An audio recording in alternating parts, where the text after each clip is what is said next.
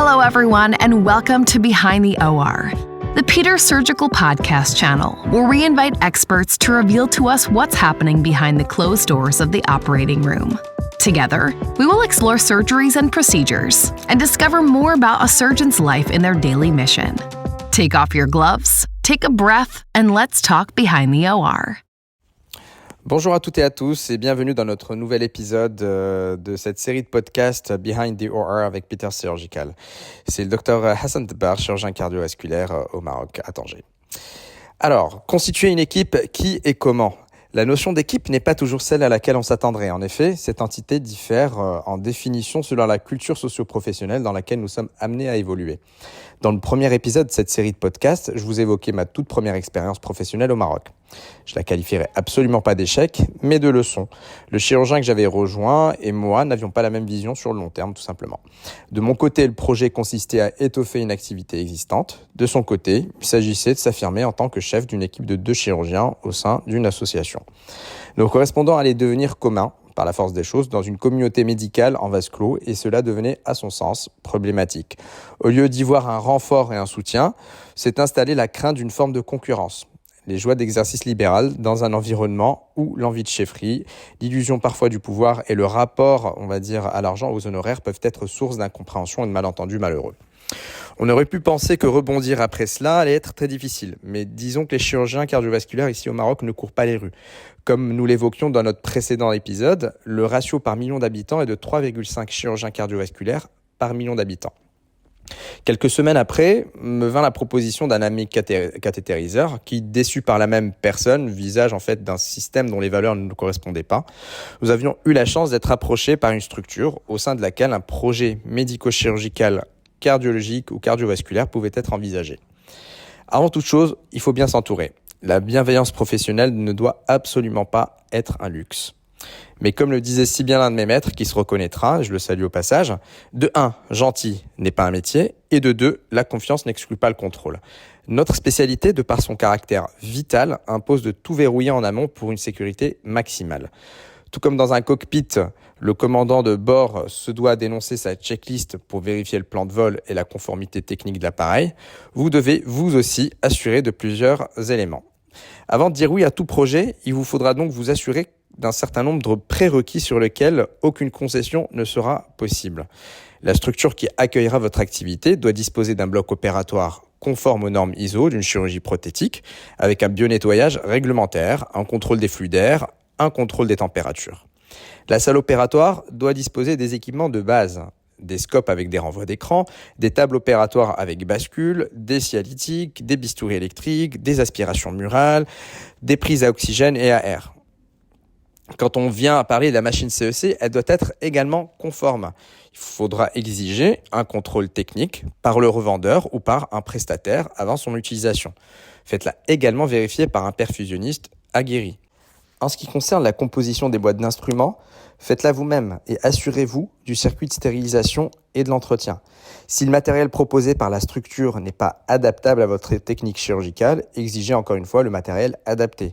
Dans l'idéal, ce n'est pas à vous de changer votre façon d'opérer. On n'y pense jamais assez, mais vérifiez la disponibilité de pacemakers externes et de leurs câbles, de défibrillateurs avec leurs palettes internes, adultes et pédiatriques. N'hésitez surtout pas à visiter les services de réanimation et d'hospitalisation pour vérifier la qualité du monitorage, l'ergonomie des lits notamment pour le mode arrêt cardiaque quand il faudra masser, les fauteuils, les systèmes d'alarme, les sanitaires pour les patients. Repérez le chariot d'urgence et vérifiez sa composition, participez à son élaboration. Assurez-vous notamment qu'il y a une planche à masser qui est disponible et du nécessaire pour ventiler un patient en cas d'arrêt cardio-respiratoire. Si vous êtes dans le cadre d'une activité libérale, il vous faudra également travailler de concert avec le pharmacien de la structure pour disposer du consommable adapté à vos pratiques et au meilleur rapport qualité-prix. Alors ma petite expérience toute modeste m'a montré qu'il fallait demander un devis à tous les fournisseurs et négocier les prix. Il faut faire jouer la concurrence, clairement. Mais n'oubliez pas qu'il faut créer aussi des partenariats avec tout le monde. La pénurie en circuit, en oxygénateur, en électrode épicardique, en substitut valvulaire nous a également appris, à notre niveau, à ne pas être dépendant d'un seul fournisseur. Exigez de tester tous les produits et faites-vous livrer des échantillons pour vos simulations, que ce soit les trousses de champage stériles, les fils et les ligatures, jusqu'au textile. Une fois la logistique et ou le matériel verrouillés, place à nouveau à l'humain. Les médecins avec qui vous serez amené à travailler ont probablement fait leurs armes dans d'autres écoles et peuvent tout à fait avoir une vision différente du soin. Il est alors impératif pour la sécurité des patients d'avoir un casting parfait. Les anesthésistes réanimateurs en charge du périopératoire doivent être rodés à la chirurgie cardiaque, de même que leurs infirmiers anesthésistes. Les équipes paramédicales, en hospitalisation, en réanimation et au bloc opératoire, doivent pouvoir appréhender les profils particuliers des patients de chirurgie cardiaque, surtout si ces équipes ne sont pas dédiées et doivent intervenir dans différents secteurs et dans des spécialités multiples. Il ne faut surtout pas hésiter à faire appel à l'expertise de vos mentors, qu'ils soient issus de l'hôpital public ou de l'exercice libéral. Ils sont forcément passés par les mêmes difficultés que vous et vous feront gagner un temps précieux, ce qui vous évitera de reproduire certaines erreurs. Pour ma part, je n'ai pas hésité à faire appel à l'expertise de mes maîtres et de mes amis, ou d'anciens collègues, que ce soit à Paris, à Toulouse, à Annecy et à Rabat. Constituer une équipe médico-chirurgicale cardiovasculaire constitue un défi aussi bien logistique qu'humain. Il est indispensable en tout premier lieu de définir les objectifs à court, à moyen et à long terme de cette activité. Ce sont ces objectifs qui vont définir les ressources nécessaires à mobiliser. Concernant la constitution de l'équipe, il faut participer activement à la sélection des profils. Une équipe d'anesthésie-réanimation doit être rodée à la chirurgie cardiovasculaire et à la gestion de la CEC. Elle doit être aussi à l'aise en échocardiographie, notamment en ETO.